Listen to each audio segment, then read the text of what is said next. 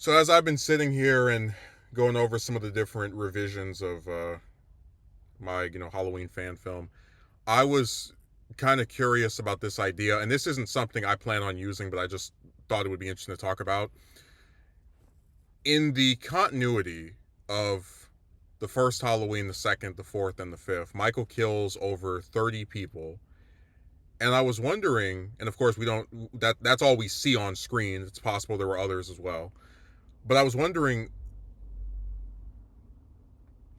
would it be cool or scary to have an entire cemetery that is filled specifically with his victims?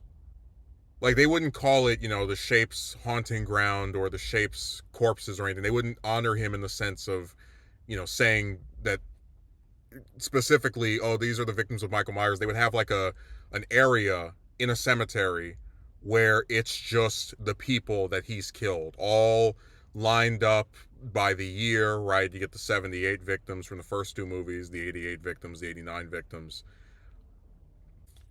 And the more I thought about it, I said it would be kind of cool if you have something of, I guess, a public dispute between the families of the different people who've been murdered by Michael across the various films and years, where some of them may be objected to their deceased loved one being interred in a cemetery specifically because of who killed them, and you could kind of have some drama with that as well.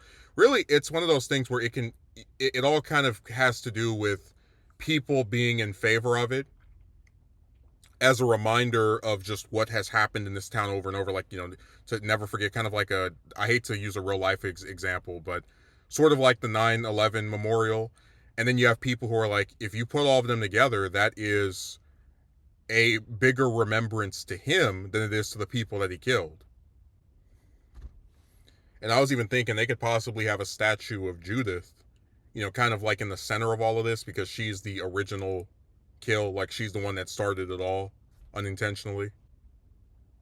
Because at one point when I was writing the script, and this, to be clear, is not going to be in the movie, I thought about, like, I kind of toyed with the idea of Jamie walking to this cemetery, and it's got a whole section specifically of Michael's victims.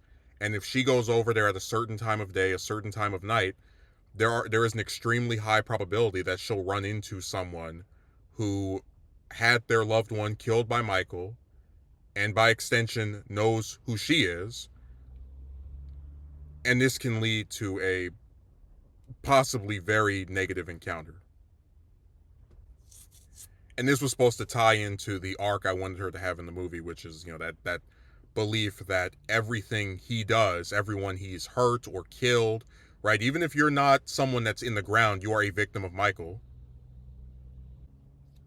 Because what he does to other people who you knew still affects you, weeks, months, and years after the event. But the idea here is that she would have all of these different killings over the last 2 years in this continuity that I've assembled here, just in the back of her mind as she goes into her third consecutive year of being stalked by her uncle.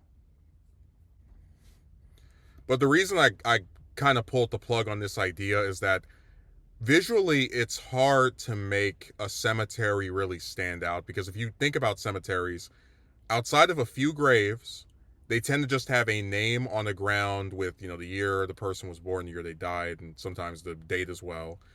But you don't really have anything that kind of sets it apart, where it's like, oh yeah, that's, the Michael Myers section of Haddonfield Cemetery. But it's just one of those concepts where if I don't, even in not using it in the movie, I still would, I think it could be used somewhere else more effectively.